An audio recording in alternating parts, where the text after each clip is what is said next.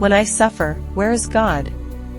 Living in this human life, can anyone dare to assert that they will never experience suffering? Even the finite nature of human life is already a suffering. Suffering and uncertainties on the path of life keep coming to us, disrupting our efforts to build a happy life. Disasters can happen to anyone, both rich and poor. A holy life is also not a guarantee of freedom from problems.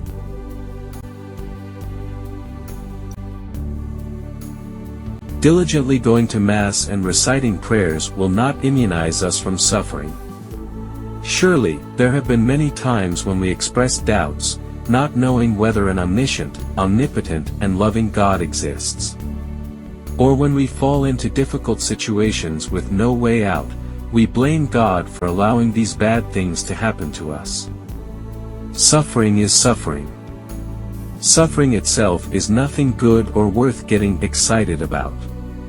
But sometimes, it also brings us benefits that we never pay attention to. Suffering will act as a warning to us on the path we are on. There are sufferings that happen because we don't have what we desire. Failures and disappointments will then pose before our eyes the question, what have I been looking for all this time? What am I waiting for? Where is the destination I am trying to find? The world's charms and attractions have never let us go. Virtual happiness keeps flickering with so many colors around us, making it impossible for us to realize where we are going and what we are doing. Such lost moments remind us of our life's destination, of our duty to the true source, of the true value that we need to pursue with all our might in this earthly world.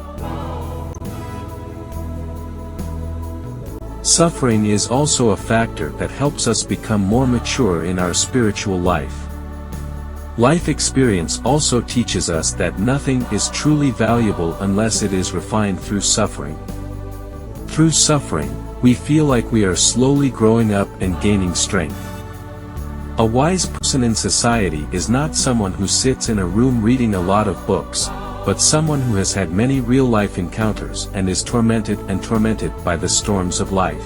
Each scar on their body and in their hearts is a valuable lesson engraved in their hearts that those who have not experienced it will never understand. God's work of salvation reaches its climax through the suffering of whips, iron nails, contempt, and hate, not in the praise of the sweetness of other people. What we often seek in life is happiness, not suffering. But there will be no complete, true, and authentic happiness when it does not go through the door of suffering.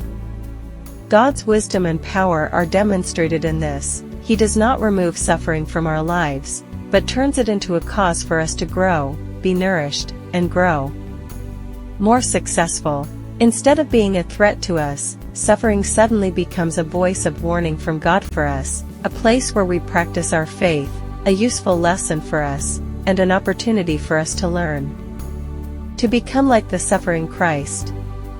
May we, with God's help, become more aware of this every day, knowing how to take advantage of the dark moments in life as a perfect way to unite with our God more deeply.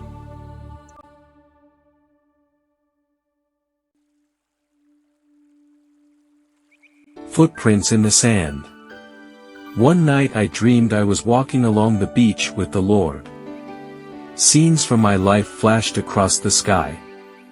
In each, I noticed footprints in the sand.